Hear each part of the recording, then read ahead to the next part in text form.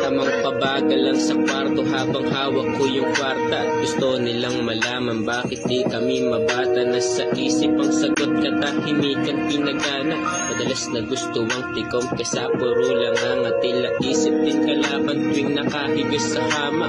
Gusto lang kakampi ko lang yung kisamit bintana. Nakadungo sa labas habang talukap ko'y wala na. Nag-iisip kung paano ba tumakas at gumala sa problema. Tila para bang wala namang hangganan. Kung pag-ibig sa sarili ay tagal ko nang wala niyan. Tila inulong sarili sa hawlang walang labasan. Ganto ba ang kapalaran? Kung ganon ay dadaanan ko lang yan.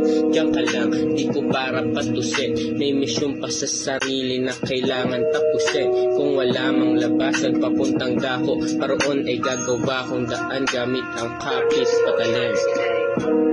Cholo nga pala, maraming salamat sa inyo.